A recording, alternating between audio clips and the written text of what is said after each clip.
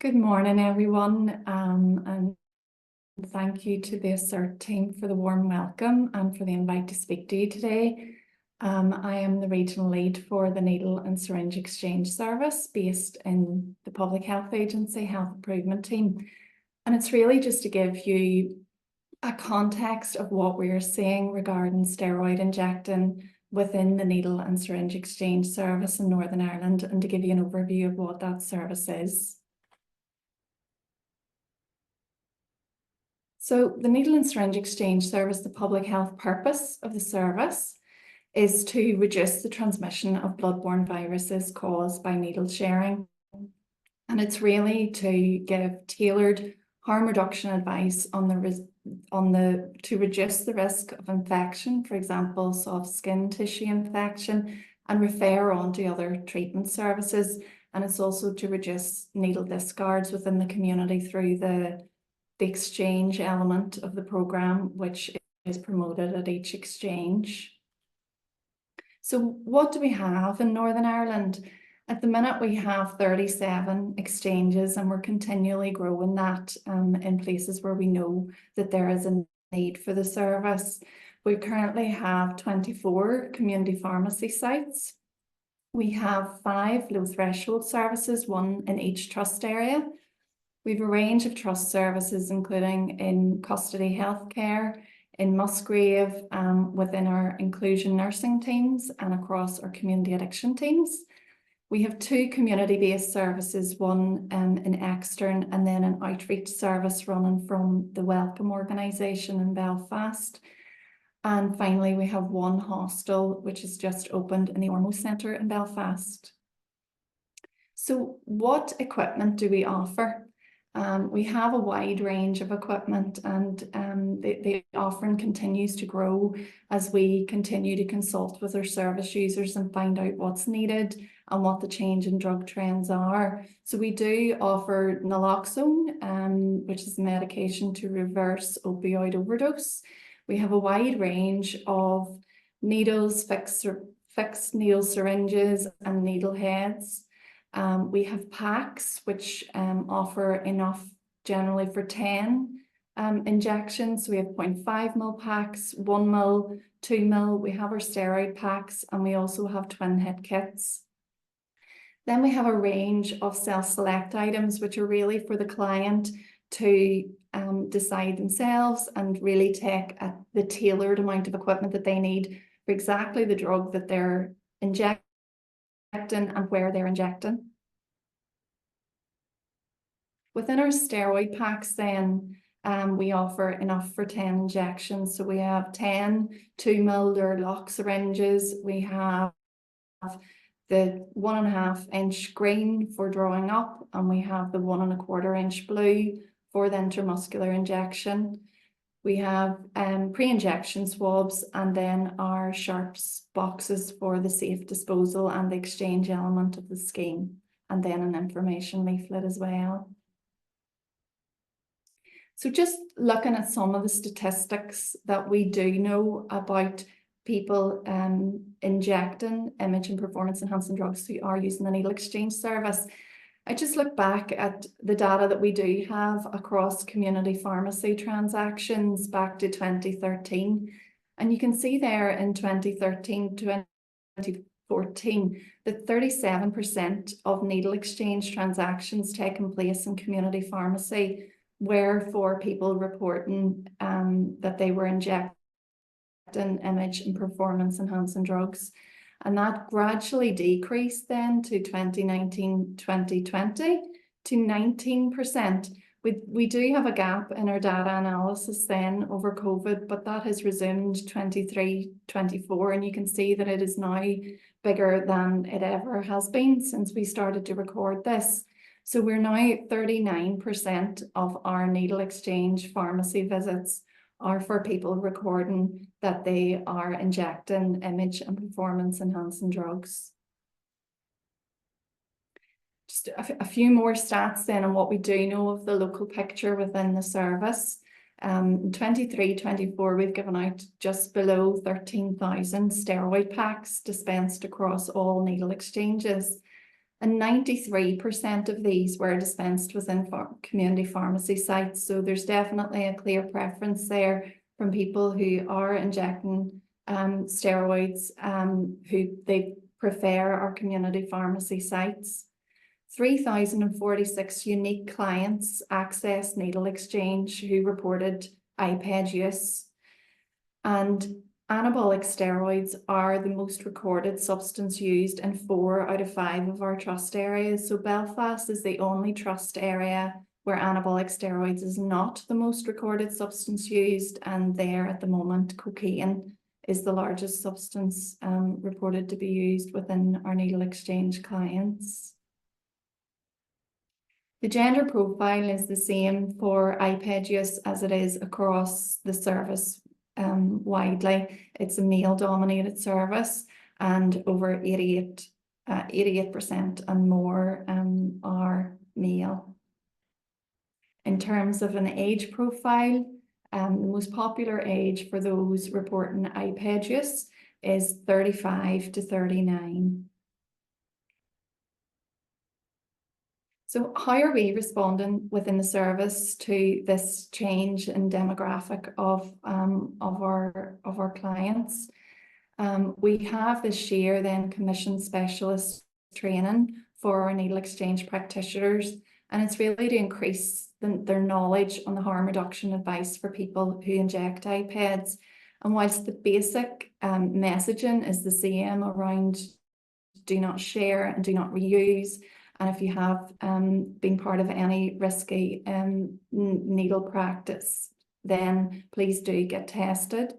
There is more specialised knowledge that we would like them to have to be able to try and engage in deeper and better conversations with them regarding their practice.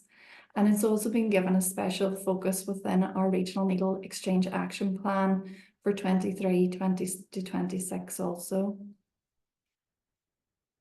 This is just an example of some of the literature then that we are providing, and it's through our equipment provider Exchange Supplies.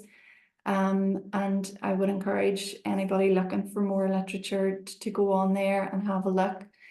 This is a practitioner's guide to steroids, and you can see it's really a conversation tool for needle exchange practitioners, for people who want to have that conversation firstly, and many of them do. So just advice around choosing the right needle, about knowing your dose, about what you're injecting, essentials, and really your what side effects to look out for.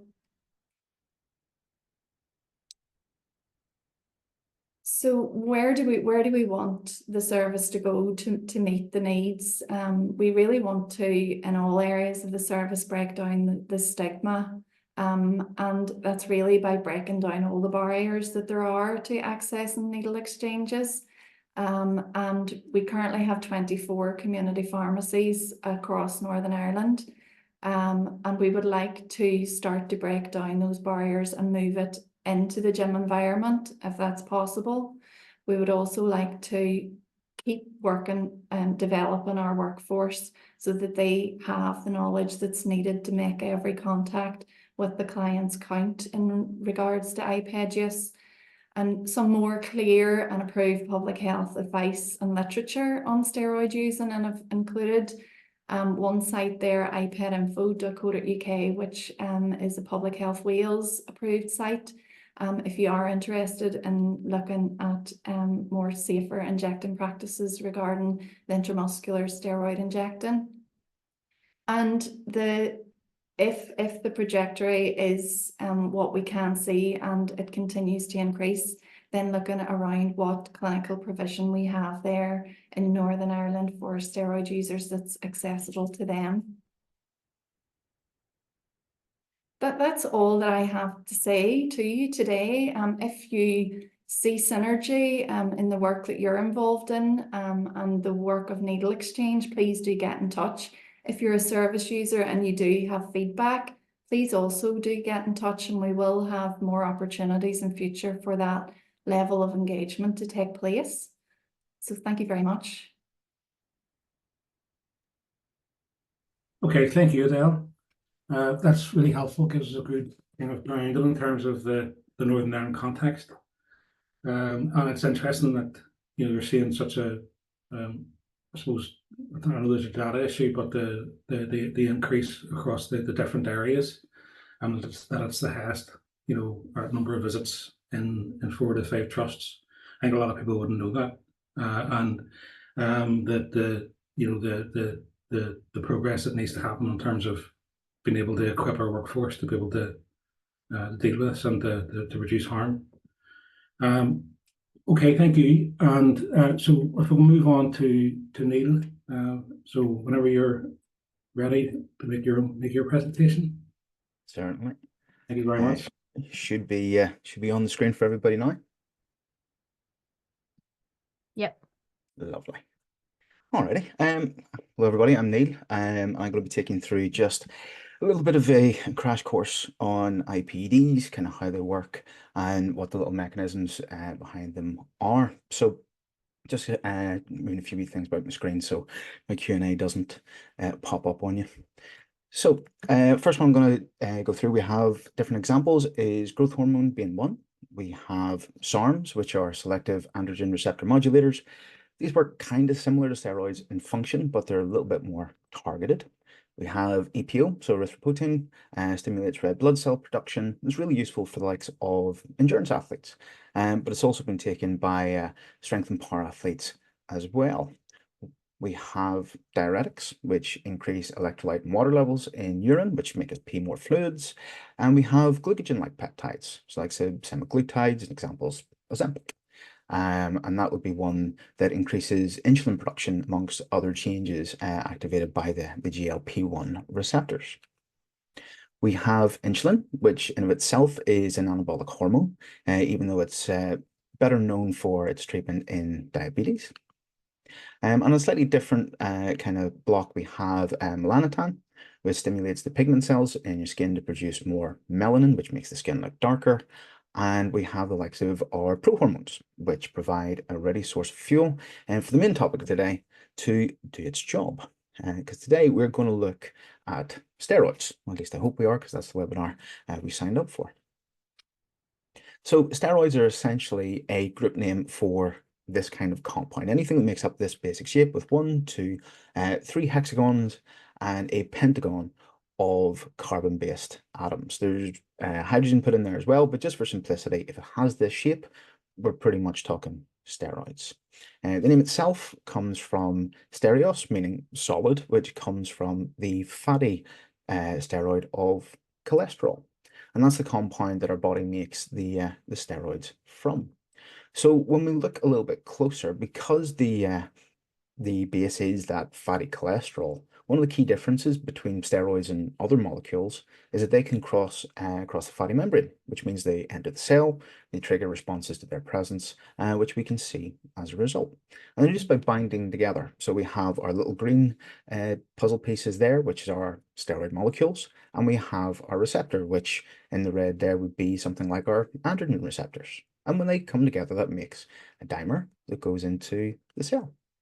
That little dimer then sticks to the DNA, and this reads the DNA like a barcode, and it uses the building blocks inside the nucleus and makes itself a little template. Once that template exits the cell and goes back into the main body, it's then read again, and it makes some more complex building blocks for proteins for the body to then use, such as actin and myosin, which are the main proteins in muscle fiber, which is used to then increase the size. So, as it's a group name, what do we actually mean when we say steroids? Because steroids isn't just one thing. We have estrogens, and its primary function is regulation of the likes of the menstrual cycle, but it's also responsible for stereotypically female characteristics, and that will be important a little bit later on. Typical one that I'll discuss is estradiol, which is in both male and female bodies. We have progesterones, and it too is found in both male and female bodies. Primarily, it supports pregnancy, as well as being prescribed for things like menopause symptoms. We have glucocorticoids, which come from our adrenal glands, and they're part of glucose, protein, and fat metabolism within the body. The medical significance, well, it arises from things like anti-inflammatories, anti-allergy, and they're immunosuppressants within the body, and that's how they tend to get used. But the ones that we're going to talk about in significant detail today are these ones here, and they are androgenic anabolic steroids, or AAS for short. They're all derived from testosterone, but what it boils down to is a combination of two terms. We have anabolic, meaning muscle growth, and we have androgenic, which typically means male characteristics. So within that, it kind of kicked off and started around 1931, where androsterone was distilled down from copious amounts of urine, and nobody said that job was glamorous. The first synthetic version of testosterone was made in 1935 with synthetic crystalline testosterone.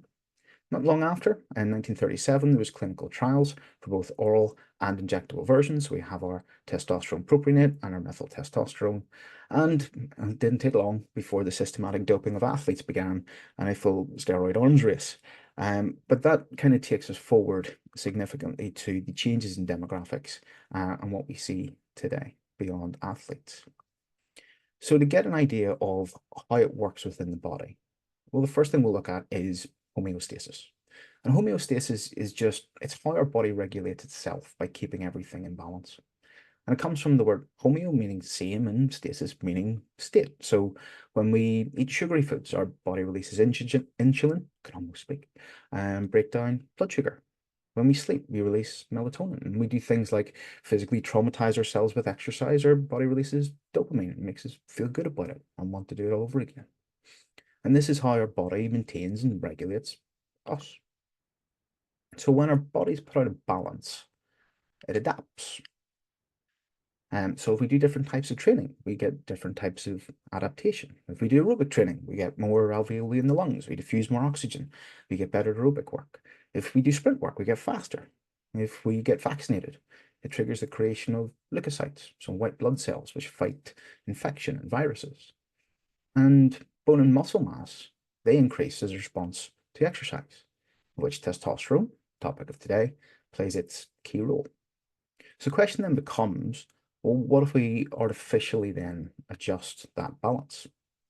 Because we have our base resting levels, we can then potentially increase our natural testosterone levels by doing extra exercise. And so we can get that through training. We also see things like microdosing in the likes of TRT, testosterone replacement therapy. And in larger doses over time, we can see other changes as well. And the spillover can potentially be converted in other forms, like estradiol, which is estrogen. So, onto the actual substance itself. And we'll just quickly recap. These are synthetic androgens, and they are derived from testosterone. So when we alter the balance of hormones within the body and introduce artificial testosterone via AAS, the body utilizes these increased levels in exactly the same way it would use your natural hormones that the body already produces. But as these levels are significantly higher in recreational or IPD users than they would be even in, say, medical prescription levels, the body will change and adapt as a result of the interactions of these hormones within our system. So let's have a look at the adaptation the body makes when it's exposed to these hormones within the system. We have two. We have androgenic and we have our anabolic. As I say, androgenic being masculination, so deeper voice, increased body and facial hair, that kind of stuff. And anabolic, protein synthesis to increase muscle mass. Within male and female bodies, there'll be slightly differing characteristics, as we'll see. So we'll start with anabolic, and we'll go back to our little receptors from earlier. So when the steroid binds to the androgen receptor, that signals the creation of protein molecules. These types of proteins bind to the actin and myosin that makes up muscle cells, increase the thickness and the size of the muscle fiber. There's also antagonism of glucocorticoid receptors, which inhibits the breakdown of existing muscle mass. So we would maintain higher levels of muscle mass as well. And giving us increased musculature as a result. And when we look at the other sides of the local tissue, steroids also tend to push to maintain a positive nitrogen balance, and that also inhibits those kind of anti-androgenic and corticosteroidal effects that would break down muscle mass otherwise. Within females, we see changes that are production of the action of those androgenic substances within the system, so onto our androgenic effects. Things like deeper voice, widening of the jaw, reductions in breast size, enlargement of the clitoris, and baldness tend to be some of the side effects that we would see. Within health-specific concerns, we see things like infertility, loss of the menstrual cycle.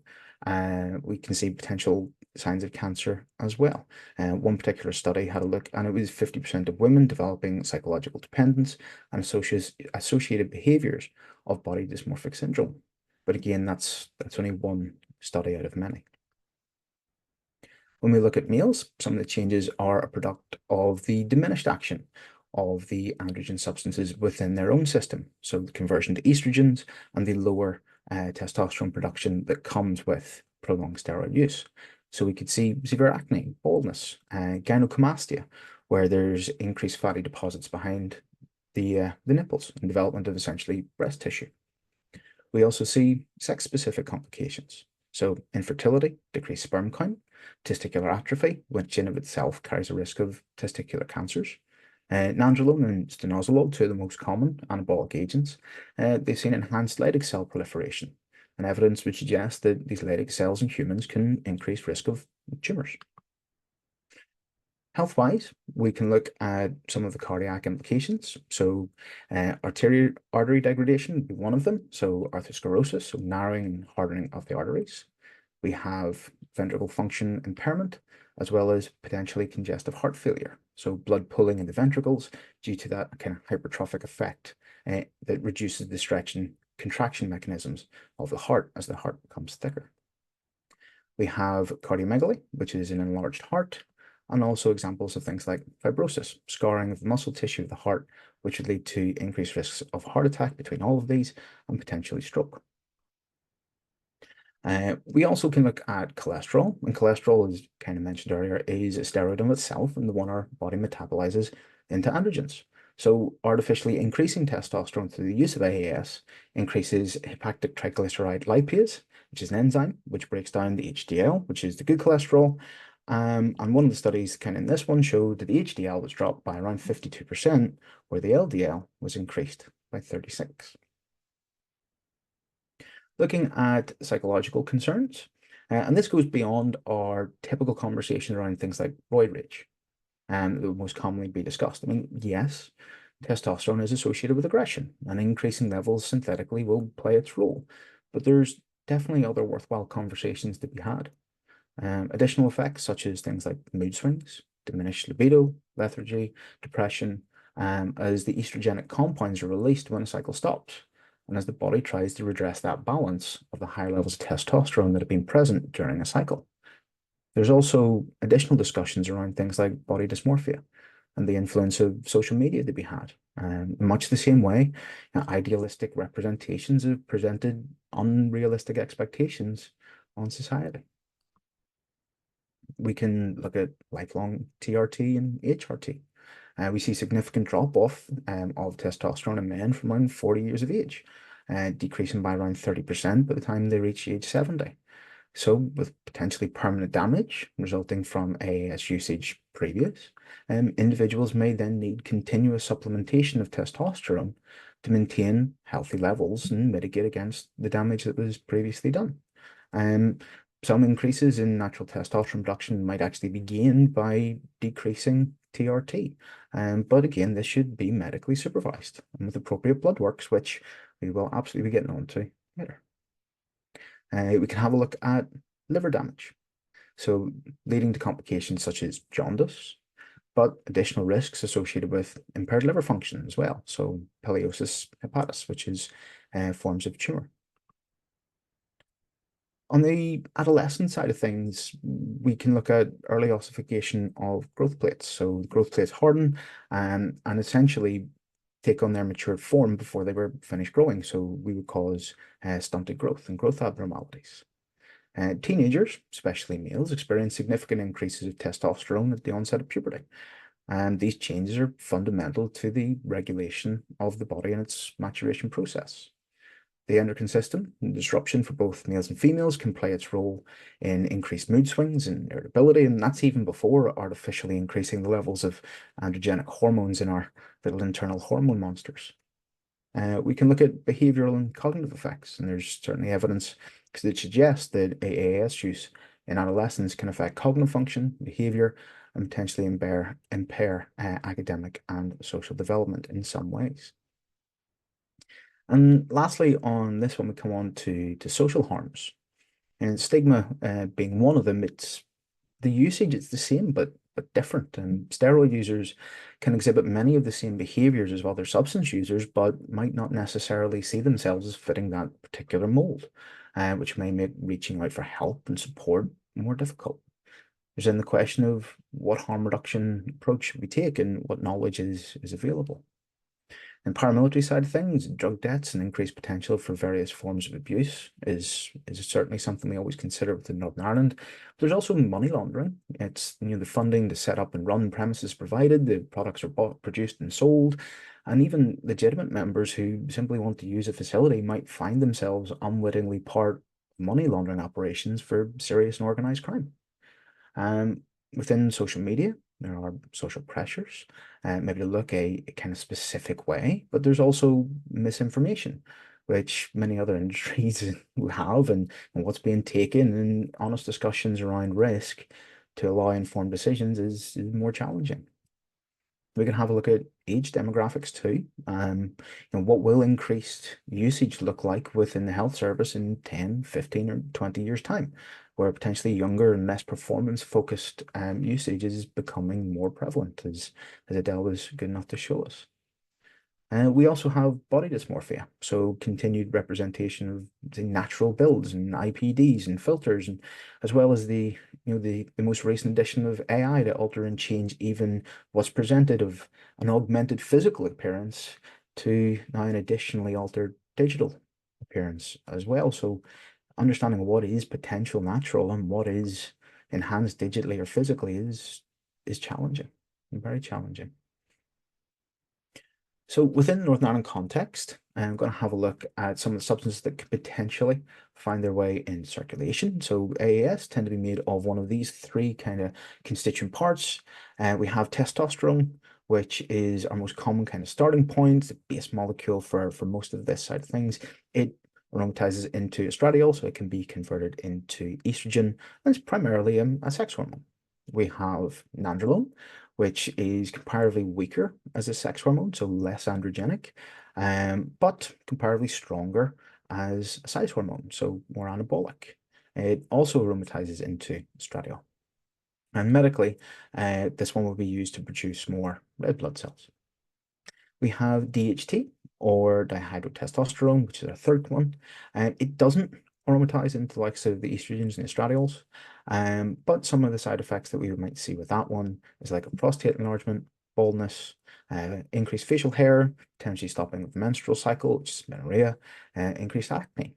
And one of the things that can even contribute to higher natural levels of DHT is things like PCOS, polycystic ovarian syndrome. And there is a reasonably good correlation between female athletes who have PCOS and tend to be quite good in strength and power sports as a result. We'll look at terms like decanoate and cypionate and these kind of things. These are just esters. So that's more relevant to things like half-life and solubility. So if you see the second word on some of the slides coming out, that's really looking at what is the kind of type of one of these three constituents that we have. So if there's less oil needed to dissolve the substance, you might look for that, might then provide a more potent dose. An ordinary kind of production for men is around 4 to 9 milligrams of testosterone daily, and for females it is about half to 1.2 milligrams. So looking at testosterone specifically, it's the most common base, most common starting point for most users, and most common are testosterone. Testosterone ethanoate is the one that is in the picture in top left there. We have EQ and Danable. And these have similar effects to each other across that kind of spectrum of effects. So anabolism, androgenesis, and the neurological side of things as well. And those images there are actually part of rapid collections within Northern Ireland. So things have been taken out of rapid bins locally. We have DHT, use version, which is generally more androgenic than other compounds, but also all of these, you would look at them as a tissue-specific kind of issue there. So most common, primo, Mr. Anavar tends to always make the list, tends to be one of the most common, and stanozolol on these ones. And lastly, we'll have a look at nandrolone, and these are very anabolic. They also exhibit significant amounts of different interaction with other receptors in the body as well. Generally less predictable, given that. It's one of the reasons tren has an interesting reputation as divorce in a bottle, given its effects, as it tends to exhibit in some users. And these are generally skewed towards hypertrophy. But in all of the things that I've mentioned so far, they're also user specific, and we can't readily say that two users will have predictable and similar outcomes.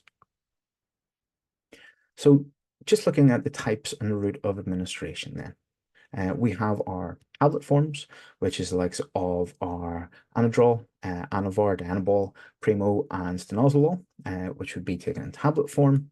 And other ones here, such as injectables. And as far as they go, you'll see a lot of variations on testosterone. And those are those kind of esters that change the half-life and the potency of dosage, as well as likes of nandrolone, primo, and EQ, which are in these ones. And alongside many of these, you'll see estrogenic-based inhibitors, so to prevent that kind of change from the testosterone type derivatives into the estrogen type compounds as well. So where do we think they come from is kind of the next thing. We hope it was a nice sanitary lab setting and all the rest of it, but it's just not.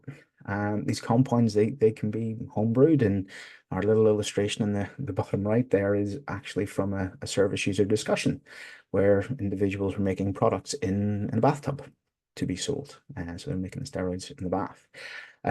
So given the kind of homebrewing nature of steroids within Northern Ireland, just slightly different than other parts of the UK, where products are more readily bought in. Even things like checking particulates by shining a light through the injectables can be quite useful for preventing complications from things like debris and particulates in the doses that are there. So just to finish up from me this morning, we're going to look at just a little bit of signposting. So for anybody who is looking for any further information on this and other substances, we have drugsandalcoholni.info. And if you click on each of the trust areas, it'll have nice little lists of the different services that are available.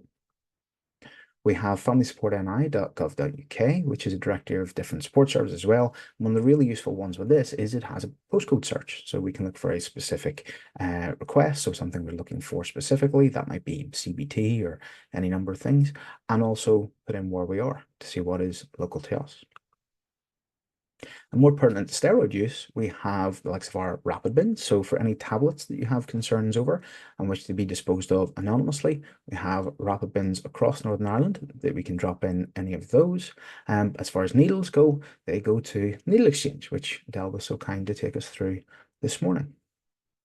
And lastly, there's Eva, which this weekend is coming to Lisburn, something our next speaker, Mr. Dave Crosland, is very familiar with, and who may be more than happy to hear.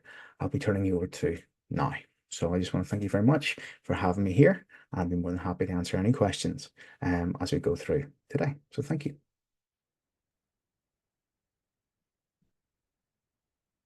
Okay, thank you, Neil. That was very, very interesting and very detailed. I understood some of it. So for everybody who's watching, you know, the video of this will be made available, so the opportunity to go through that again, if you wish to. So, but no, that was really good. We're going to hear from Dave Crosland now. Dave is speaking to us as a professional in relation to harm reduction around this area, but from the perspective of his own experience, also, I would very highly recommend after this, if people look at the documentaries that under construction 2 that they've created fascinating insight into this issue from a very human perspective. So I'll hand over to you, Dave. Thank you very much. Good morning. Just a very quick intro for those that don't know me. I'm a recognised expert around steroid use for the British courts. I work for the MHRA, I work for the ACMD and various police forces. I run Crosland's Harm Reduction Services, which is a company that specialises in steroid harm reduction. Do a lot of person-to-person management of drug cycling. And I run Eval, which is a blood testing company specifically targeted towards anabolic steroid users. So I'm going to talk about, no fancy presentations with me, I'm afraid. I'm going to talk about the bridge or the gap that there is between service providers and engagement with users. But before I do that, I want to touch on the size of the user community or the user population. Now, ASUK did some research, I believe it was last year, which I was involved with, and they came up with a figure of around 600,000 users in the UK. Now, the problem with this is that these numbers rely very heavily on service provider information. So it's very linked to how well services are engaging with users. So just to give you a bit more of a taste for how big the user community is, we're going to look at it from a slightly different angle and look at the supply chains. There is roughly operating in the UK at present around 400 commercial labs. The definition of a commercial lab is more than 500 units produced per week. How big are some of these operations? Several are in the tens of thousands a week in production. Alpha Pharma, which was actually based in India, run by a Dutch guy, serviced 26 countries throughout the world, imported 42 tons of anabolic steroids into the UK. When you bear in mind that a single vial of testosterone is going to be around 15 to 20 grams, that's a huge amount of steroids.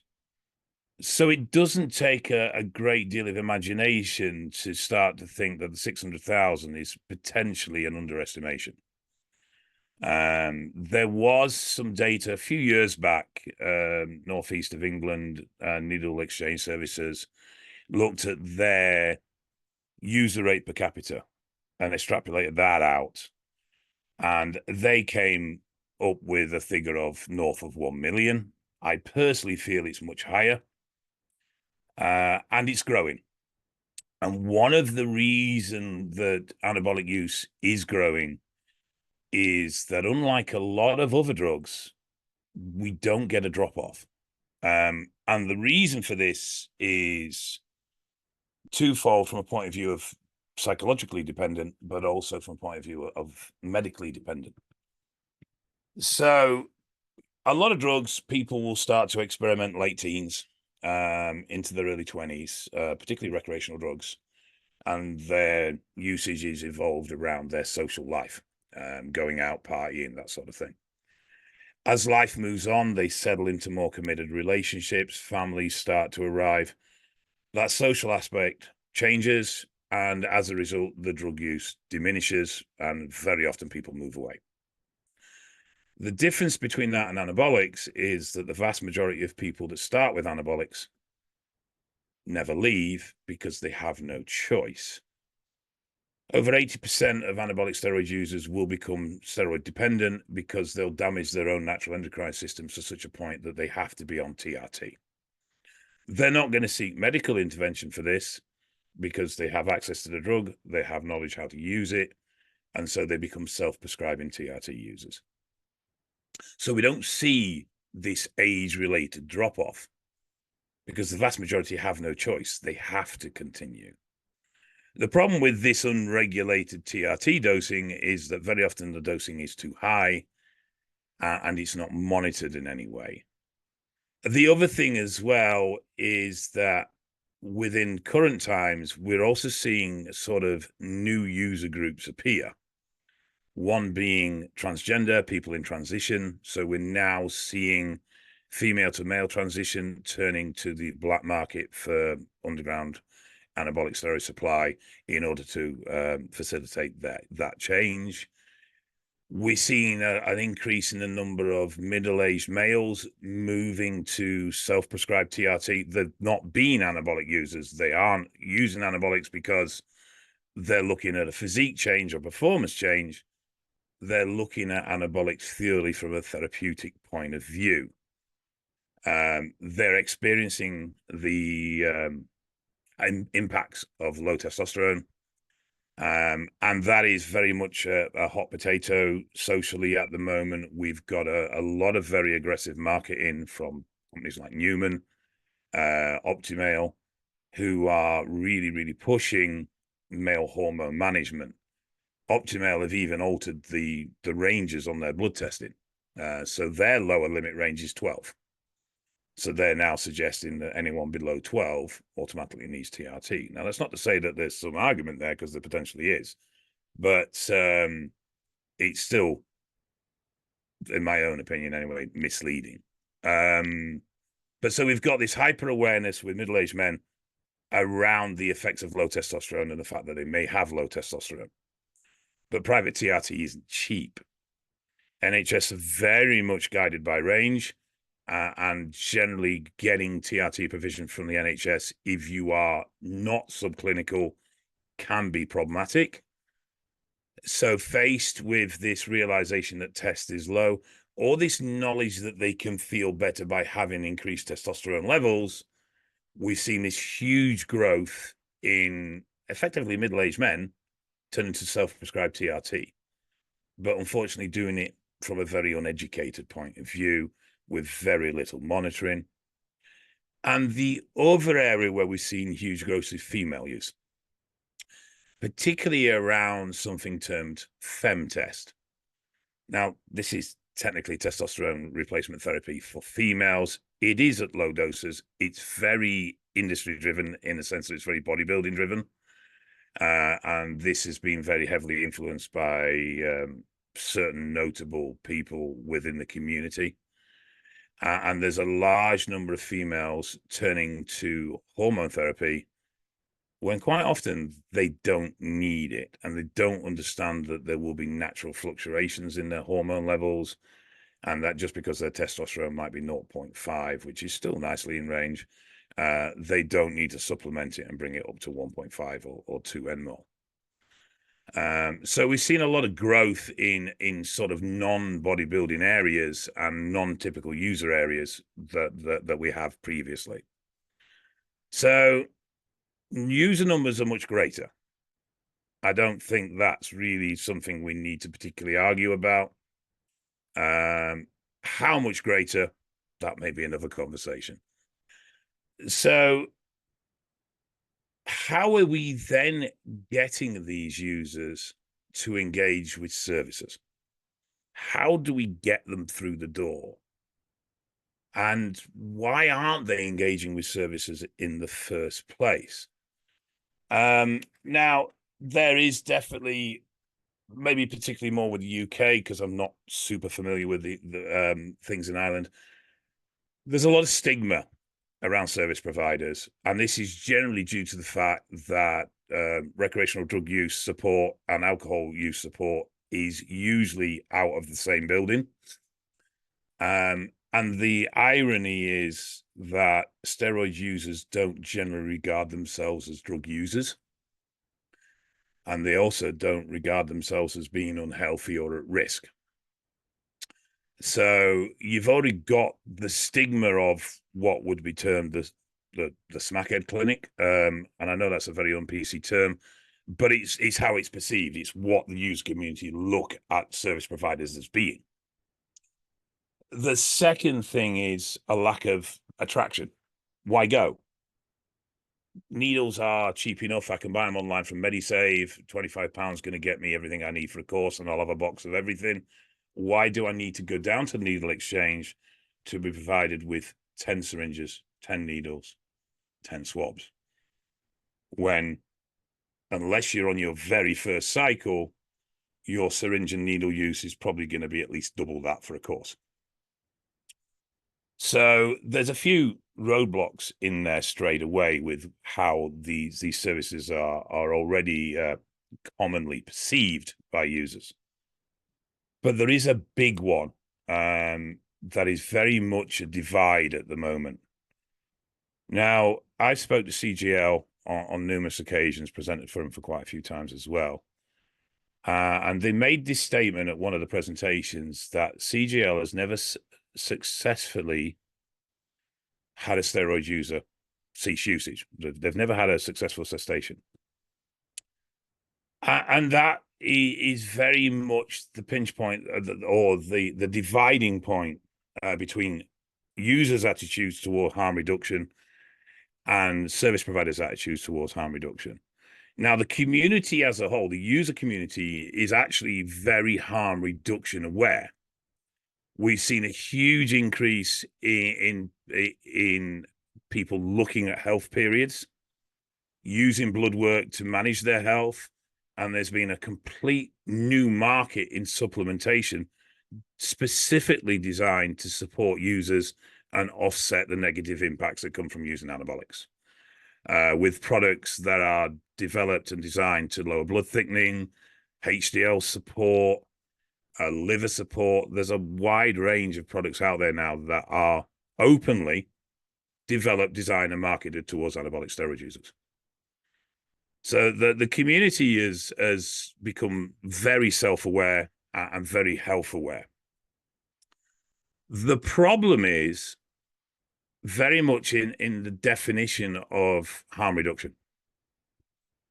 When you talk to most service providers and you ask them about harm reduction, their goal, their ultimate, is to stop an anabolic user from using steroids.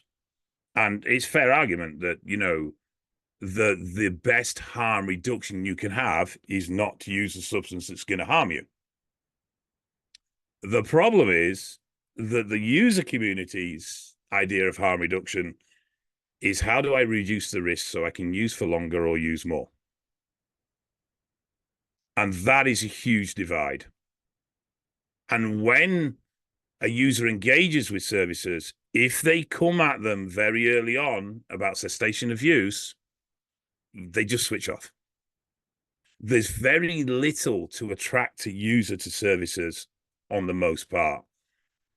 3 injection equipment isn't really that big a deal anymore because of companies like MediSave and the various other needle providers that there are online. Obviously, that's private.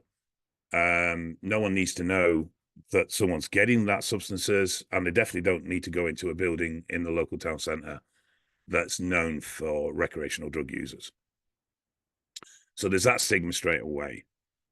But the other thing is this complete separation of attitude towards what harm reduction is. So the user community actually does have a huge amount of knowledge and is very active in the sense of looking at research and trying to develop safer methods of use. But it's all with this background desire to be able to use for longer or potentially use more so they can get greater progress. And that's the big stumbling block. And one of the things that service providers need to do is step back from this primary goal of cessation of use and just start to offer more of a support system initially. When those relationships develop with users, you can walk, down that road towards other things. But this initial engagement needs to be very, very heavily set around supporting the user in their initial goals. And that might be uncomfortable for some service providers.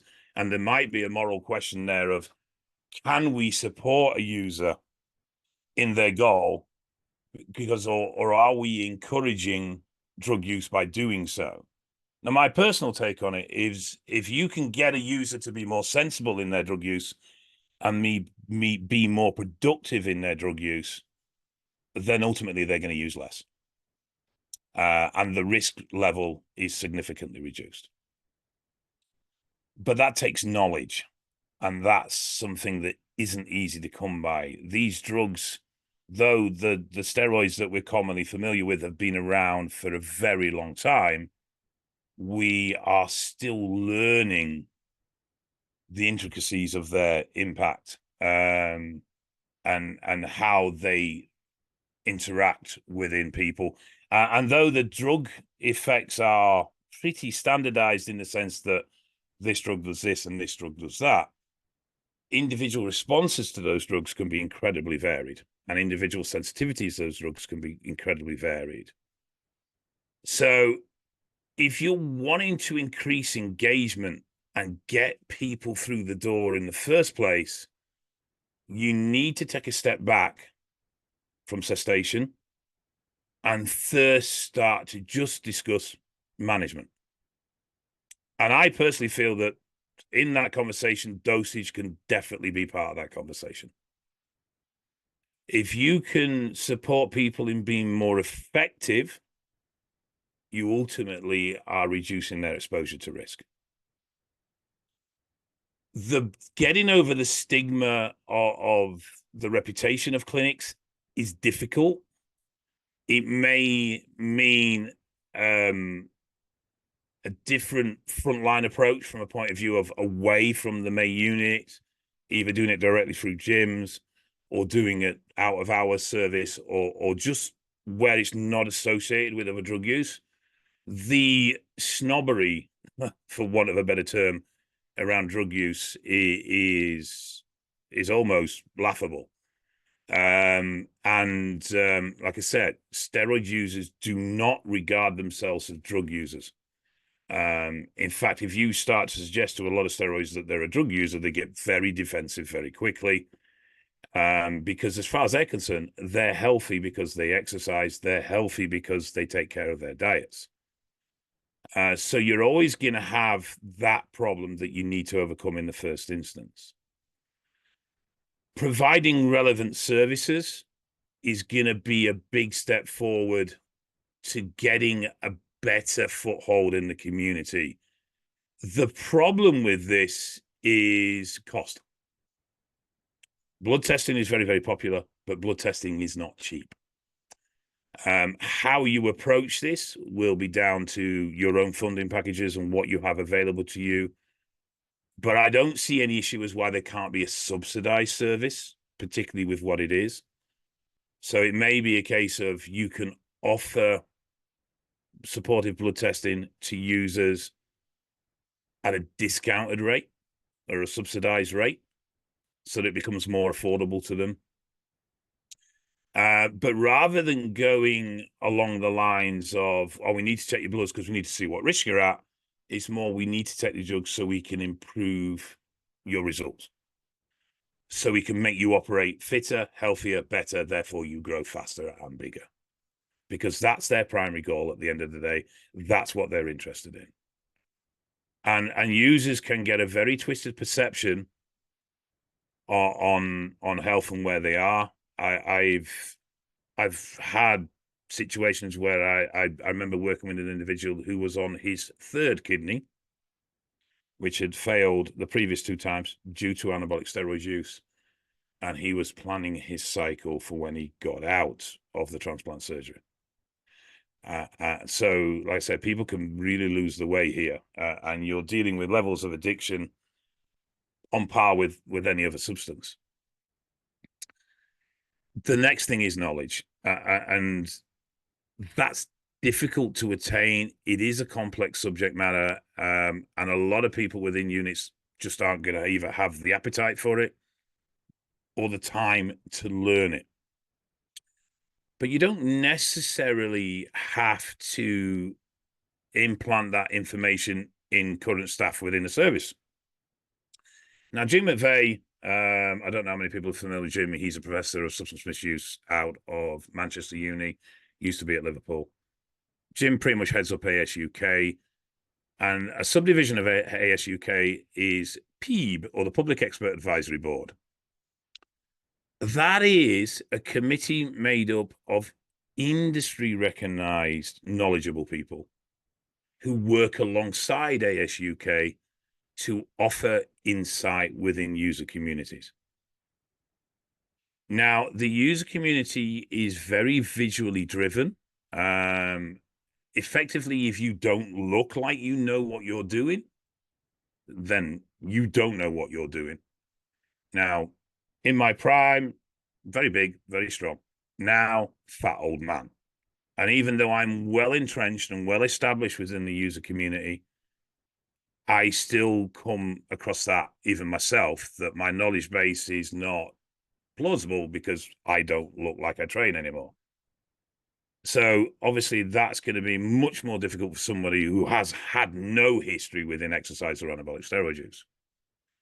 But you don't need to do that. You can reach out to the community and start to bring people from the community into your organizations. It might be an event day where you'll get these key people to talk about anabolic use. But again, talking about the effects of these drugs rather than having this very strong undertone for cessation of use. That needs to come later. You can't frontline that all the time. You've got to step back from that in order to build a relationship with the user that will then allow you to start to have useful conversation. And if you're not stopping someone from using, but you've managed to get them to stop using Tren, worst drug on the planet, or reduce the dose, or reduce the period of time that they're on, or take a proper break with a correct TRT bridging dose, then that's still harm reduction. You're still making steps forward, but you're also building a relationship with this individual. And when they see that these small changes that you haven't tried to stop them to use, that you've actually in a way supported their use, but in a different approach, that they feel better, that they actually progress better. And they start to realize that you're an asset rather than a hindrance, because that's how you're viewed currently. You're very much viewed as a hindrance. But you're not going to get the credibility if you don't link and engage with the user community in the first place. So it is very much worth reaching out and trying to build relationships with key figures within the local community, as in the user community, to start creating bridges and have webinars or seminar days that aren't service provider orientated, but are more educational just around steroids in general. So there isn't this don't use undertone. It's more, this drug does A, B, and C. These are the impacts of A, B, and C. This is what you need to do to manage these impacts. At the end of the day, if somebody's using testosterone and they're experiencing high estrogen, simply by educating them about estrogen management, you're reducing their exposure to risk. TRT is a great example of this, because a lot of TRT users, particularly this weird self-treatment group that doesn't quite fit in our normal traditional user models, they will experience a reduction in libido or something of that nature, and their immediate reaction is to increase the dose of the drugs they're taking, rather than stepping back and go, oh, well, okay, have I got an elevation in estrogen? Is that why my libido's dropped? Am I fatigued because I've got blood thickening because I've been running this too high? So the more we can educate the user on the warning signs for better use, the more we can implement harm reduction off the back of that. So it is a difficult conversation. And we currently have this huge separation between community harm reduction usage and service provider harm reduction usage. And the biggest stumbling block there is this: how do I use more or use safer but carry on using, against how do I stop users from using full stop? And though that can still be an ultimate goal, I mean, it will always be the ultimate goal for harm reduction is don't use the drug that's causing harm. It's a very long way down the road with a community that is very resistant to anything that they feel is connected in any way to a governing body, government, or that sort of thing. I mean, I've even had users come back to me and say, I don't use a needle service exchange program because all they're doing is gathering information on steroid users to give to the government. That level of paranoia is not uncommon within anabolic steroid users. You can argue that's due to the type of person that's attracted to using anabolics, or you can argue that that's a side effect of the use of anabolics, but that paranoia is still present. But you're not going to get them through the door if you don't have something to offer them. If budgets aren't there to offer them effective treatment plans like blood testing, then it's got to be knowledge. That's going to be difficult as a provider to attain. There may be somebody within your service that has a natural interest and wants to expand their knowledge base. Great, use that, exploit that. But you're also going to get much better recognition within the community if you start to align with key members within the community. People that are recognized as successful bodybuilders or successful powerlifters who understand that there is harms and risks and that these need to be managed. And there's a lot of those people existing. There is, like I said, there's a whole industry grown up within user community just servicing harm reduction. And there's several supplement companies that have made a fortune off the back of providing harm reduction products to users. Strom Sports Nutrition is one that stands out significantly. They don't do a great deal of your traditional creatine and whey products. They do with them, but the mainstay of their products is joint support, liver support, kidney support, heart support, minimizing blood thickness, lipid support. That's where the majority of their marketing is based, and that's where the majority of their sales come from. So there's a huge appetite for harm reduction. We just need to change the way we package it. We just need to wrap it up in a different way and make the information that we're providing relevant and useful. And we don't need huge levels of knowledge to do this. You could put on a TRT workshop just explaining to people who are self-prescribing TRT where the dosages should be, the markers they need to be looking at and why, and about keeping things in a natural range, because at the end of the day, that's what TRT is. It's testosterone replacement, not testosterone increase. The drug world within this is complex, and I wouldn't expect providers to be in any way, in a position where they can start talking about the complexities of insulin use and things like that. But because the effects of these drugs are very standardized in X drug does X, Y, Z, it is possible to gain that knowledge without too much difficulty and be able to offer that to users in a comprehensive way that they can access. But you are going to have to get through these stigma points of it's the needle exchange for heroin users, and this very much viewed that service providers are just there to try and stop you from using drugs or gather information. And the way you'll get through that is by engaging with the community, by using community experts and community recognized individuals to join you and work alongside you. That's going to take some time. That's going to involve building relationships with gyms. Most gyms aren't going to be super keen about needle exchange programs within the gyms themselves, but that's not to say they wouldn't be willing to host events, particularly if the right people are talking. Like I said, the user community is much, much bigger than I think anyone really realizes. And we're only really scratching the surface when it comes to dealing with these. There are so many more harms occurring within the user community that we're just not aware of. There's been a huge focus in the past on bloodborne viruses through anabolic steroid use. I've never met a single user who has contracted a bloodborne virus from anabolic steroid use. I know there are at-risk user groups, but those user groups generally are also active in other areas that puts them at risk. But I have seen many a user have a heart attack. I have, including myself, I have seen many a user with kidney problems. I've seen even more so users with mental health issues. But the thing is, because of this very big mistrust between the user community and the medical community, the user never admits.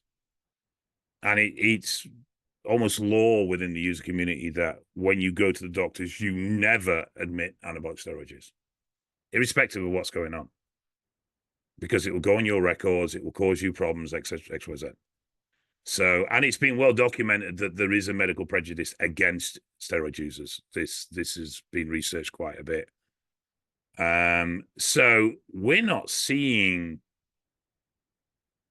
a huge portion of the harms that are occurring as a result of anabolic steroid use.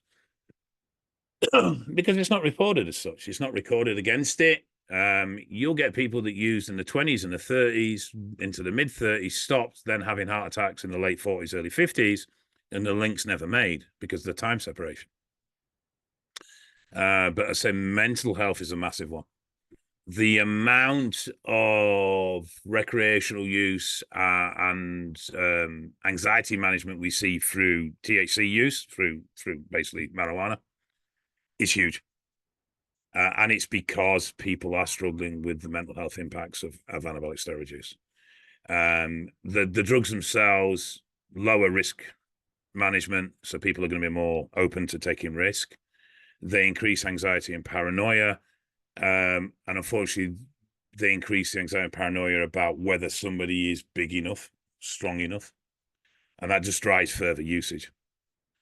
There is the biggest problem, I suppose, around anabolic use is that they do work. They do what they're supposed to do.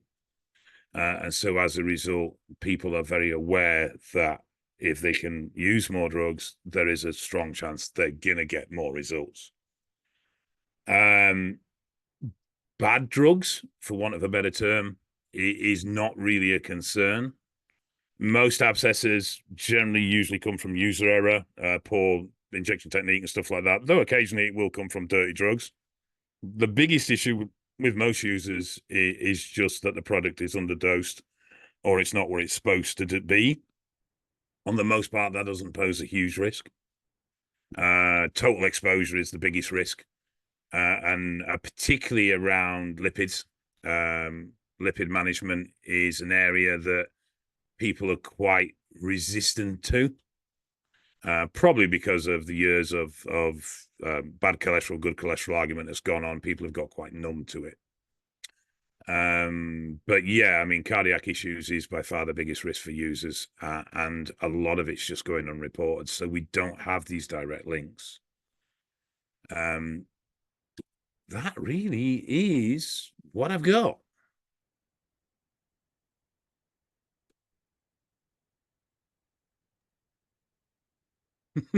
Thank you very much, Dave. That has, I'm sure, stimulated a lot of thought from people who are watching.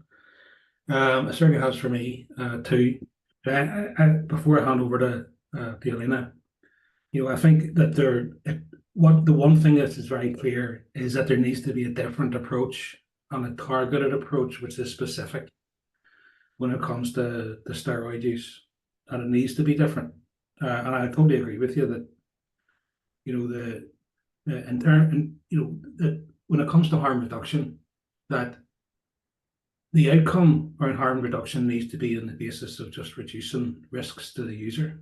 I mean, that's the outcome, and I think that actually within Northern Ireland, in terms of our services, is around the harm reduction approach is a recognition that small changes can prevent harm, and that's incremental change also, which can lead people to point of reducing or stopping whatever it is. But I think also that education piece around being able to engage with people where they're at and whenever they are willing to and be open for information needs to be very carefully managed and in a different way than we currently do it with other around other issues. So, but my job here is not to ask questions. That's for the audience. So, I'll hand over to Alina, and please, people put questions in the Q&A box so we can field them towards the panelists. Brilliant. Thank you so much, Gary. And thank you so much to Neil, Adele, and Dave. I found all of your presentations super interesting, and I really do hope that all of our participants feel the same. And there's very, very enlightening information. So we have some questions in the Q&A, and please, as a reminder to any of our participants, if you do have questions, please put them into the Q&A and I can field them to our participants, but I also have a list of questions myself. So what I'll do is I'll sort of bounce back and forth between participant questions and sort of my own, just depending on how these sort of come in. So I really want to highlight one here from Mark O'Brien. So he says, here in the Republic of Ireland, we seem to be seeing an increase in youth steroid use in youth who are more vulnerable and prone to counterfeit steroids. Is this increase in counterfeit steroid use is massive, in particular in tablet versions? Has the UK seen this as well? So I'd say that's probably a question for all three of you, really. So is the UK, as far as you guys know, seeing an increase in counterfeit steroids, so steroids that aren't what they say they are, particularly in their tablet forms? The thing is with counterfeit steroids, the motivation around a counterfeit steroid is financial, in the most part. So the manufacturer will either put a cheaper alternative in, i.e. a lesser anabolic. So for argument's sake, something like Anavar, which is quite an expensive raw powder, they'd replace it with methyl test ones, which is basically oral testosterone. From a point of view of harm, there's not really much in the way of harm here, because generally speaking, it's either a lesser drug or it's a lesser dose of a drug. So there isn't so much of a harm risk. It's more that the individual, where there can be a harm is that the individual will take a certain tablet or a certain dose of tablet, not get the desired results, come to the conclusion that they need more. So they take more, and then they're exposed to tablets that are the correct dose, and all of a sudden they're now taking a huge amount of anabolics that they never bargained for. So there is a harm risk in that point of view. There are certain drugs that will always be at risk to being counterfeit because of the cost of manufacture for them. So Anavar has always been a problem, one within the orals. Oxymethylone to some degree, and then in injectables, it's more things like Primobolan because it's an incredibly expensive drug. So there will always be that. And yeah, I mean, we still see a fair amount of counterfeit in the UK, but it's not as bad as it used to be. There is a lot more open communication between labs, and labs are a lot more open in the sense of they want to produce a good product. They don't really need to skimp because the profit margins are absolutely insane anyway. Now, traditionally, I'll try not to go on too long, I do apologize. Traditionally, steroids were sold manufacturer, reseller, end user. So there was a middleman that needed their cut. The cost to produce a vial of testosterone is somewhere between £3 and £7. The retail price, depending on brand quality recognition, is £25 to £35. And there'd be somebody in the middle that was buying it for 10 to 13 and then selling it on to the end user. Now labs sell direct to end user. So the profit margins are huge. I mean, you're hundreds of % in profit. So they don't need to cut corners as much. Where you see more issues with counterfeit is where supply is limited. And Ireland does suffer from that, where good sources and good supply is limited, because the vast majority of producers are in the UK, and that getting it from the UK to the island creates problems of detection. So that's where you'll start to see counterfeit come into another region, is just because there isn't the supply chain supporting, and as a result, people will just get a bill press and make any old crap. But it's rarely harmful, apart from to the individual's pocket directly. Okay, thank you so much for that. Off the back of that, I'll sort of add a question for my own. So as most people who are attending this webinar are likely aware, we have WEDINOS, which is the Welsh Drug Testing Service. And they primarily deal in the testing of illicit drugs.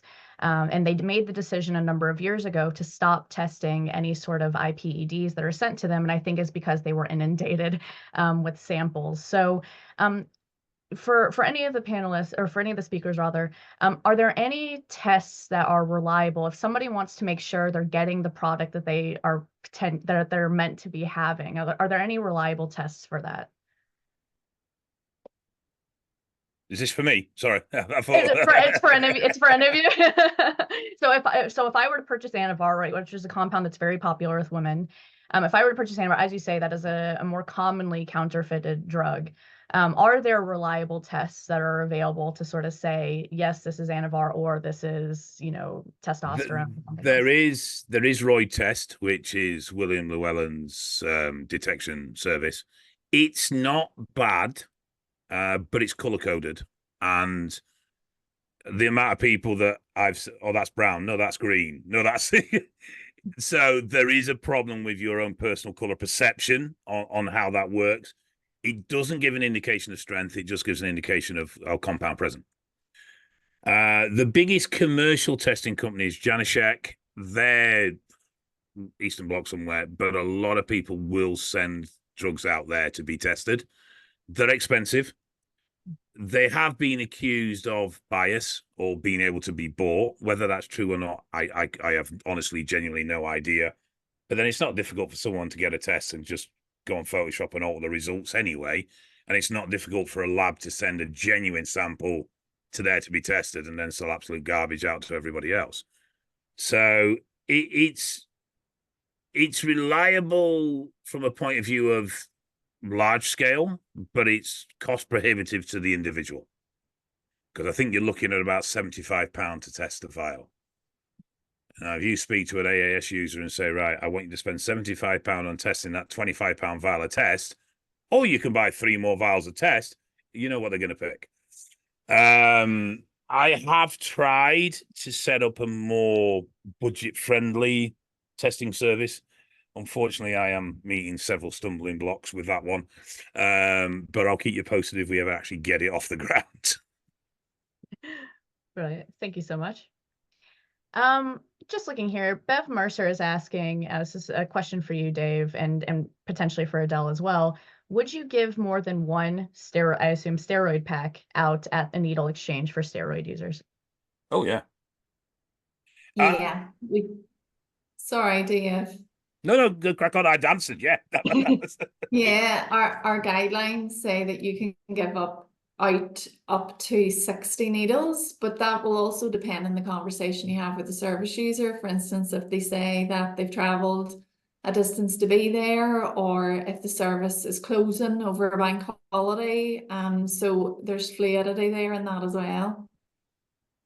Adele, would you say, so obviously Dave talked quite a bit about the sort of importance of community. I know, Dave, we've sort of said in separate conversations about, and this is reflected in research as well, that oftentimes somebody will maybe approach a needle exchange, get needles, and then distribute that within their own sort of communities and environments themselves.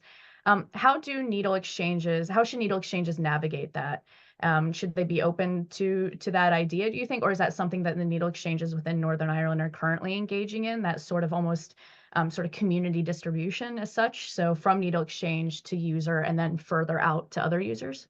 Yeah, look, we're aware of lots of peer-to-peer distribution going on within our services, and that's a regular discussion that we have with our practitioners. And you know, it's really about making use of that. It's about, you know, the purpose of the scheme is to get sterile needles out for each and every injection. So yeah, we're aware that that's going on, and that's discussions that we regularly have with our practitioners. I mean, that would be where I would say, again, you're using the community, you're developing a relationship with a key number within the community by allowing them. And needles aren't expensive. You know, they don't. So there's no real financial motivation to someone come to a needle exchange, get 3 boxes of green and 3 boxes of blues, and then sell them on. It isn't really there. So if people are asking for bulk because they're sub-supplying, the chances are, in most cases, they're going to be fairly genuine. But you can build a relationship there by going, you know what, I'm more than happy to give you 4 boxes of this, 4 boxes of that, but I want to give you these sin bins, and I want to arrange a collection so we know they're disposed of correctly. And then all the way you're starting to build a relationship then, which means you meet and talk to these people on a regular basis, and you can start to gain knowledge about what's going on in that person's user community. What are they seeing? What are the problems those people are facing? I mean, this is one of the things that Jim has pioneered, well, Jim and Joe, to be fair, but is, as research, let's start where we can, and obviously there's a lot of ethical issues around this, but where we can steer research towards user community problems. So we're actually answering the needs of the user community by having research around areas that they have problems with. And you know, you through this communication, through this needle supply, you create a gateway of, yeah, we've got a bit of a problem at the moment, XYZ. And there may be something there you can step in and go, you know what, actually, we can do this and do that. Can we organize something with you, get everybody together, and let's sit down and have a chat? We need to lose this them and us, which is still very evident across the board. And a lot of that is the user community being resistant to you. But the only way we're going to break that down is being of use to them. Yeah, just to jump in on what kind of Dave's saying there as well is I think that's a really good example of that potential individual who's kind of helping get more needles for other individuals as well. Is that's where the likes of our low threshold teams and that kind of community engagement can really provide that extra benefit, and where we are having those discussions and kind of seeing what support and what extra things that we can provide. And as you rightly said, it's not a, well, we just want you to stop. It's let's have an actual proper discussion around all of the topics and whatever other avenues we can look at to provide that kind of input and help. All right, thank you so much. Dave, there's a couple of questions here, but I want to come on the back of just this last one here before I kind of go back to participant questions. Off the back of what you said, a lot of your talk, you were very focused on the importance of what we would call in public health community gatekeepers, right? So you were talking about, you know, known bodybuilders and stuff like that, and sort of engaging with those individuals in order to break into that larger community of people who might be engaged in steroid use. Do you have any sort of key recommendations for service providers and how they might approach gyms or maybe these individuals in order to build those relationships in order to reach that population? Gently. I think you're probably better actually approaching it from a standpoint of, can we learn from you? People love to talk. They particularly love to talk about their own knowledge. And gyms are potentially going to be a little bit reluctant for exchange programs to be in their premises because they don't want this stigma of, oh, that's a steroid user gym. But what they may be much more open to is just discussing with you what they're seeing and what's going on within their facility. And then you can build from that. And an opportunity will just present itself in some way. There are certain turn-offs, but at the same time, sometimes necessary. The BBV conversation is a big turn-off for a lot of people. Safer injection technique can sometimes feel to a lot of users like you're teaching them to suck eggs. And you've also got to make sure that what you're saying is relevant. Steroid users haven't aspirated in probably 10 years. But I still see NSPs going down the line of, well, you need to aspirate, you need to do this. Generally, when you try and aspirate, especially in a glute shot, you do more damage to the muscle in the injection site because it's wobbling around in there than you would do by just firing it in at the end of the day. So I think there needs to be a much more open-minded step into this rather than we are here and we need to teach X, Y, Z. Step back and just ask them what they want to know. You know, let them take the lead a bit more. I think we definitely have found that here, Dave, and that's why we did run the training, was because practitioners were saying, we really feel like we need to up the ante because we can't engage as well in these conversations because they know so much more than us. The problem is and as well, definitely that was our learning, was that's who we need to be learning from then. There is a double edge to that, because it's, do they know more, or is what they're telling you an absolute Yes. crock? But they think they know more.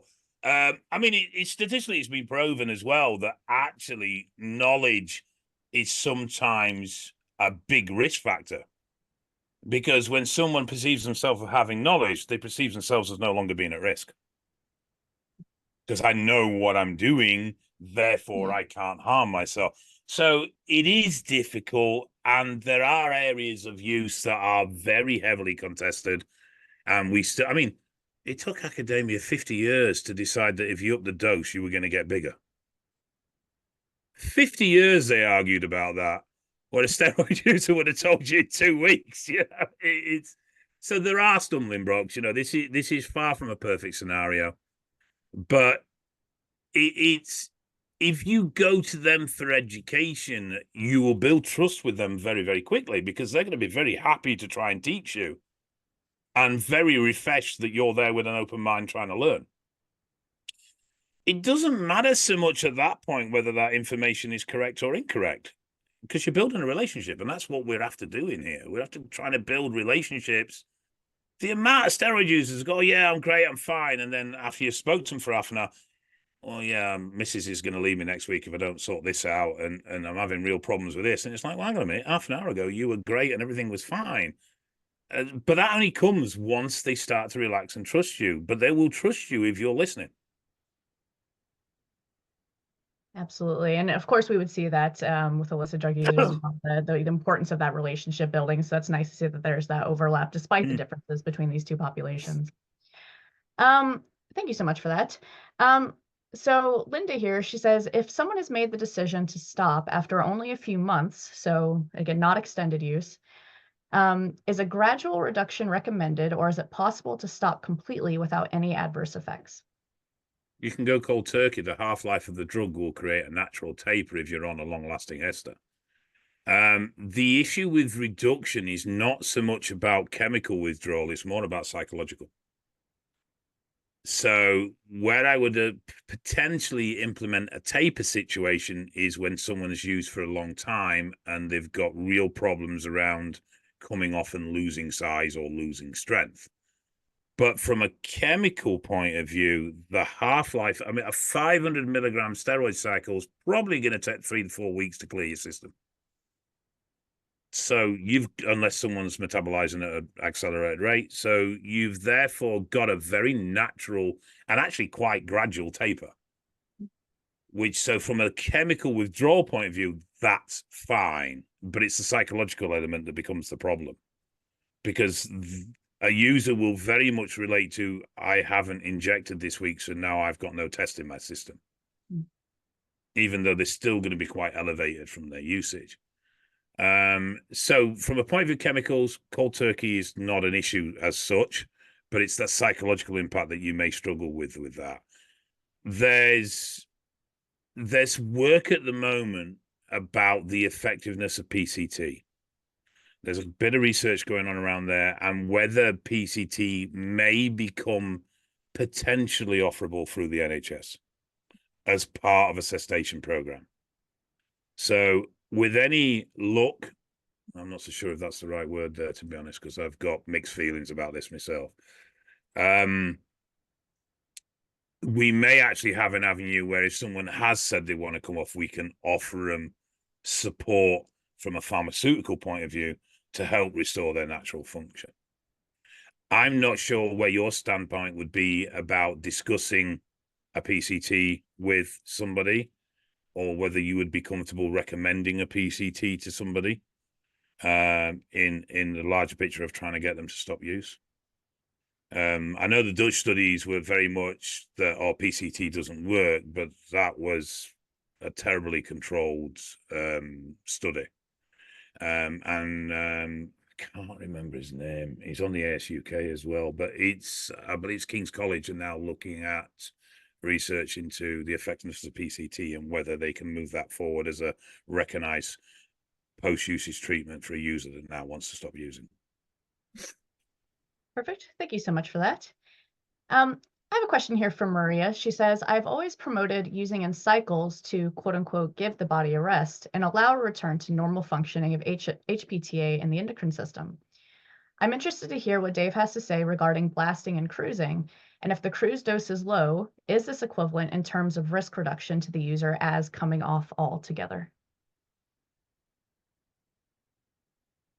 I have no issue with the correct TRT bridging dose.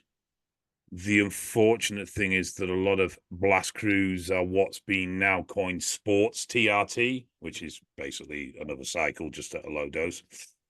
I'm a big hater of that. It's not. I'm very much of the opinion, do what you want, but I don't think people should do is dress risking behavior at as being normal and safe.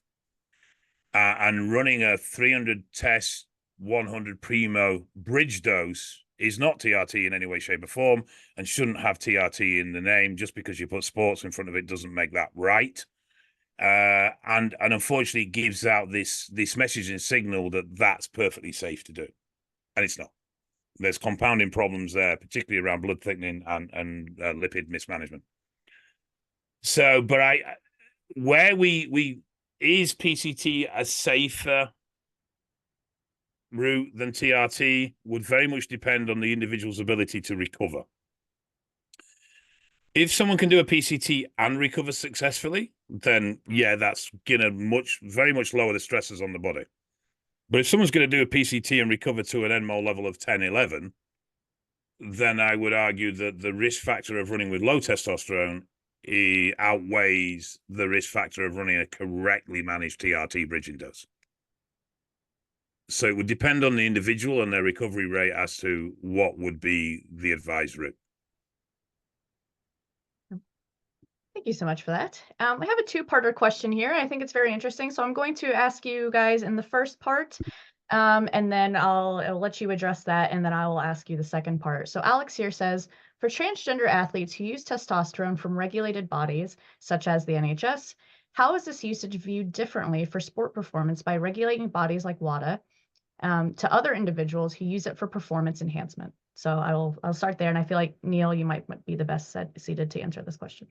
Yeah, I mean it's a difficult one in that, especially for transgender athletes, multiple sports have tried to come up with their own protocols, and that's very much been from the likes of WADA and the international federations have said that we need to come up with very specific transgender protocols and policies. At the moment, WADA makes no allowance for the likes of transitioning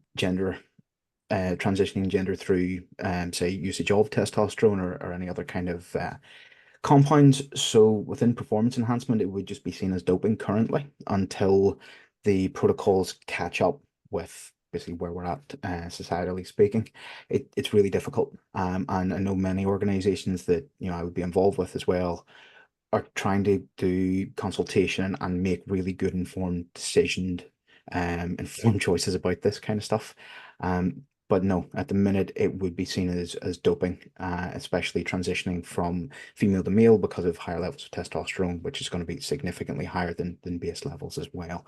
It does create an uneven playing field in that way. And I think that's where, for the ones that I work with, creating that separation of understanding the kind of societal and the discussion and basically the person and seeing people as people and that kind of stuff. That is one aspect.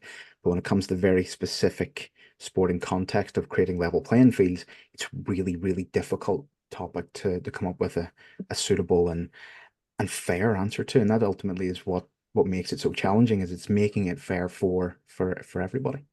But yeah, that's it. We're not there yet is the short version. Thank you so much for that. The second half of this question, which might be more for Dave. So furthermore, is there a large overlap between trans and cis men who use testosterone or other steroids largely for coping with body dysmorphia?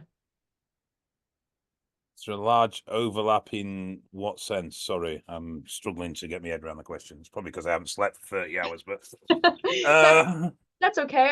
I suppose maybe I'll try to interpret what he's asking. So would you sort of see any overlaps in the population, I suppose, in maybe transgender men who are using testosterone for gender affirming purposes, or cisgender men who are using testosterone in order to enhance their bodies in a way that is maybe having some sort of psychological impact on them that might be fueled by, say, something like body dysmorphia? I think there is a broad spectrum similarity, but in reality, there's quite strong differences. A transitional female to male is ultimately looking to change their sex. They want to appear and become male. There are obviously limits to what hormone therapy will do in that department, where a male using anabolics will either fit into one or two categories. It's anti-aging approach, i.e. a TRT approach, or they're trying to improve and increase their muscular appearance beyond what would be recognized as a standard male. Is there an element of body dysmorphia in someone who's transgender? Well, I suppose in essence, yes, because they're unhappy with their physical appearance and they want to change how they look. So from that base level, yes, but their main drive is to change sex or sexual appearance, whereas a cis male looking at anabolic use is more driven cosmetically to become, I suppose, in a way, more male. Psychologically, they're two very complex situations. I would argue that the transition psychologically would be much more complex than a cis man just trying to improve some muscle mass. But the level of body dysmorphia that occurs in cis users can be high, very high, but it's also quite transitioning as well. I've had this discussion actually with the Body Dysmorphia UK that you could probably look at a competitive bodybuilder and say that through their cycle of competing in a competition, they will go through periods of true body dysmorphia. But I also think that body dysmorphia is a term that can be a little bit overused. Mm-hmm. Most anabolic steroid users don't have body dysmorphia to a level where they can't socially interact or they can't live a normal life. It will drive usage to some extent, but they're still sociable, they still maintain relationships, they still have jobs and the rest of it. Whereas body dysmorphia in its truest form impacts an individual to such an extent that they don't have a normal social life, they don't form normal relationships, and in extreme cases, can't even sustain a job because they're so conscious of their appearance, they can't go out in public or their public exposure is extremely limited. Now, I have seen bodybuilders at that level, but it's not as commonplace. And there's this sort of in-between ground between body dysmorphia and just normal body anxiety where bodybuilders tend to live. But the chemicals also fuel and drive that as well. Very good. Thank you so much for that. I have a question here that I think is for both Dave and Adele. Adele could probably answer this more from the Northern Irish context. Gabriel asks here, does Dave agree, and I'm for Adele as well, agree that polydrug use along with anabolic steroid use is on the increase? And if so, how would you approach it? So I say it's probably a question for both of you. Yes, we are seeing that in terms of what reported substances used are within needle exchange and within the equipment that is being requested. So yeah, we are seeing an increase in polydrug use, including steroid use. Yes and no on from what I'm seeing. I think I think there's an increase in polydrug use. I think it's within specific areas. What I've seen a big increase in is polydrug use around marijuana use and anabolics, or CBD use and THC use with anabolics. And that's using the THC and CBD as a counter to the anxiety that's been developed from anabolic use. I don't see a particular growth in sort of cocaine use to anabolic use. That seems to have been fairly where it's always been. But maybe more willingness to self-report that usage. Where I do see a big use is in other, probably non-traditional recreational drug use. So things like medications, sleeping tablets, that sort of stuff is where I've seen a big increase.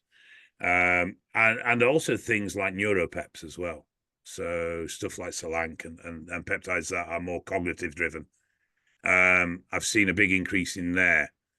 But from what I'm seeing, sort of your traditional recreational drugs like cocaine, ketamine, stuff like that, seems to be fairly stable in its user population of cross-polymer there. But I said its exception is around marijuana, or CBD or THC extracts. Very good. Thank you so much for that. Off the back, I kind of have a question. So I know that a lot of our participants today come from counseling backgrounds. So a question, I suppose, Dave, for you in particular would be, do you have any advice if somebody was working with somebody who's experiencing anabolic steroid dependence, and they were seeking, say, counseling services? Do you have any advice for how a service user might, or sorry, a service provider might approach that particular topic? I suppose the first thing is to try and establish the driver behind this dependency. Is it around size, physical appearance? Is it around cognitive, mental, or a combination? I find the people that I've experienced, dependency very much is usually driven around the fact that if they don't use, they're going to get small. And that generally, it would depend on level of uses, but that generally isn't really such of a major concern for the most part. But a lot of that comes from people who have, I'm just going to switch a minute, actually. So there's 3 elements to growth with drugs: training, diet, drugs. A lot of people, poor diet, poor training, lots of drugs. And that's where we see this size dependency for drugs come in, because their other aspects are very poorly managed. Sometimes you've got to focus on those 2 and try and get the individual to be more recognizing that they don't train very hard in the gym, or they don't train very effectively, and that their diet is absolutely garbage, and get them to work on those areas in order to allow them to reduce the drug dependency. Right. Thank you so much for that. One question I have, we have here as well. So, how can sort of gyms or other sort of athletic facilities, clubs, things like that, really sort of positively act in this way in either preventive work or in harm reduction work? What role do sort of gyms and athletic or even governing bodies as well? I know from our attendance list, we do have representatives from various governing bodies of sport. What role can they have, I suppose, in engaging in harm reduction work with their athletes or people who are just training in their facilities? I would have said this is a Neil question. It's a really tricky one. It really is. So there's one kind of big complication that I can foresee, especially when we're talking about governing bodies and sports clubs specifically, in that it's water code and dealing with associating with people who have tested positive for, say, steroids being one of them, or any image and performance enhancers. And talking from personal experience from many years ago, I would have had that attitude of, if you're taking anything like that, you cannot be in this club or that gym. And what I realized was I was shutting down conversations, and just being able to potentially talk somebody through difficulties they're having, open up conversations, and those kind of things. And it's not up to me to tell people how to live their lives. It's just not. But I can be there to support. I can be there to educate. I can certainly be there to discuss kind of things that they want to then do. I'd say the big difficulty there is it can't be part of sport. Anti-doping clean sport is certainly one of the principles that I fully support. But that then makes it really difficult for, as I say, the sports club to, say, have discussions around safer usage for steroids or safer usage for other IPDs, when the sport just says, no, you can't have it, and anybody who even associates with those individuals will also be banned. So there's a huge barrier and hurdle there, which, how do you get past that is a big question. But I certainly think, webinars like this, where we're able to openly discuss, well, here's what the reality is. And as Dave rightly says, is that we're not going to just say, don't take, just why don't you just quit, and those kind of attitudes that we know don't work in other aspects of drug use. It's okay, well, what about blood work? What about this? What about that? What about kind of monitoring how, as you're talking about, lipase levels and blood thickening, and what kind of substances are causing these effects within yourself, and creating that greater awareness around it, I think is where we need to be aiming for, is the honest answer. I don't have a solid way of doing that in a sporting context, and that frustrates the life out of me, as you can probably tell. It is. I think, like you said, blackballing is just not going to get you anywhere. I think I can't offer any more solution than Neil can, but I think one of the things you have to recognize with a club environment, as in a gym club, is that they will be very nervous about how the general public perceive their establishment from a business point of view. So they're probably going to be quite reluctant for open displays of steroid acceptance or steroid conversation. But actually, I think social attitudes are changing. And I think that where 10, 15 years ago, people would cross the street to avoid a steroid user if they knew that was going on, now when you speak to the general public, they usually know somebody. Oh yeah, my mate does it, or my mate's dad or uncle or whatever. And like I said, we've even got the steroid games being discussed and funded. So I do think social attitudes are changing, and I think that's going to make conversation easier within businesses that are concerned about public image. But it is a tricky one, as how do you get the message that there's an open line of conversation available to an anabolic steroid user, but not tarnish the gym that this is a roid head gym? Because that's the general concern. That's what they're worried about, is that people will think it's just full of steroid users, and then people won't go there. One of the things in that one as well is, especially if gyms and clubs are trying to promote themselves open to younger people, which historically wasn't necessarily the case, and we're going to have youth classes and bringing teenagers in, and one of the demographics that we've certainly seen an increase in the likes of anabolic steroid use is younger and adolescents.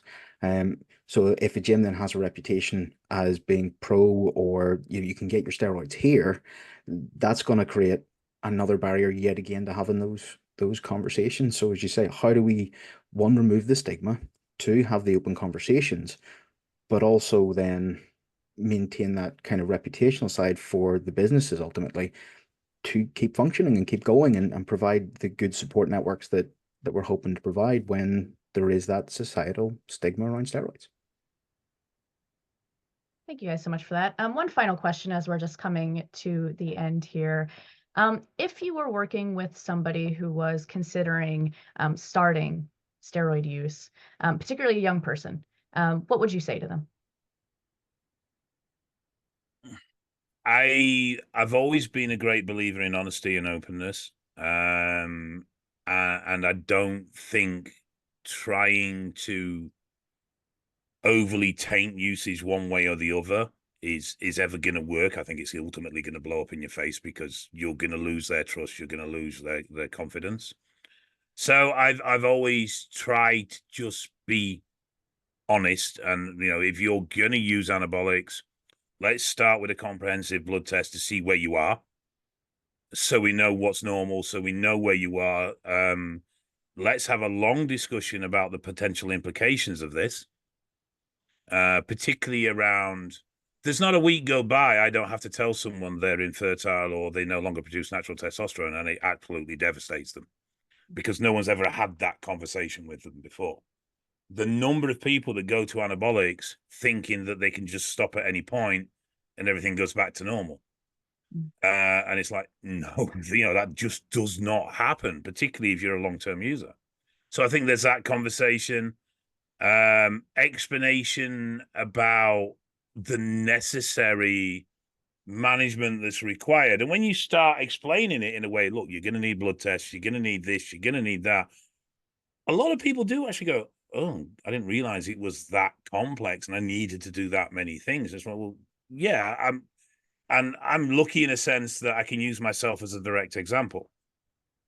I mean, all right, I abuse the absolute living bajojo's out of gear, but at the same time, I'm a walking document of the health concerns that come with that usage. So I can at least be quite relatable in that sense. But for a lot, just the discussion around permanent endocrine shutdown can be enough to give people pause for thought. Brilliant. Well, anything to add to that? Yeah, just on because you mentioned specifically younger users as well, and I think what David said there is absolutely spot on with being factual, being honest, being open for those conversations. And it's one of the things that we've seen with all forms of different drugs and different usages. Scare tactics don't work with kids, and they don't have that kind of the way of thinking with the frontal lobes and what have you that sees those long-term consequences. And the other thing is they've got the world's repository of knowledge in their pocket. So if you say something that isn't true or you try and lead them down the wrong path and they find out, then all the good information you've maybe given them, how can they trust that if they find something you have said to be completely wrong? So yeah, open, honest conversations I think are absolutely the way forward. But also talking about those potential specific concerns for younger people, the likes of say the growth plates, then ossifying, finishing up, stunted growth, etc.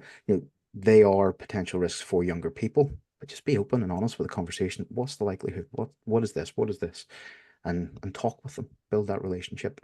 Unfortunately, that open conversation might actually involve you having to say, yes, they are going to make you bigger.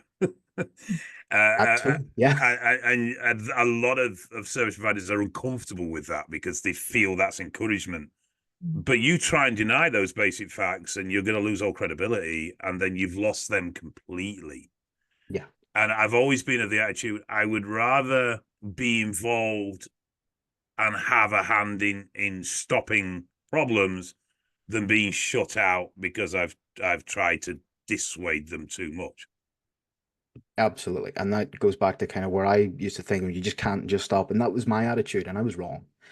But from the work that I've done since, and seeing that, how can we support, how can we open conversations, how can I leave the door open for more education and conversations has been my approach kind of since, based on that. And you're right, positives and negatives. It can't just be a one-way thing. Thank you so much. Well, that will wrap up our Q&A. Thank you for listening, and I'll hand you over to Gary. Yeah, well, that's we're at the end of the event. I'm sure everybody would agree with me that it's been very, very interesting, very illuminating. We're dealing with a complex issue, probably more complex than we thought entering the conversation today. I think that the scale that we're dealing with, the needle exchange figures in comparison to needle exchange for other substances, and it is a representation of the fact of part of the scale of the issue, but it is obviously the tip of an iceberg in terms of those are only people who feel that they to use that route in order to obtain their equipment. So I think that the scale is a driver for us to understand that this is an important issue, that there are potential negative consequences as a result of long-term or unsafe use, and that we need to have an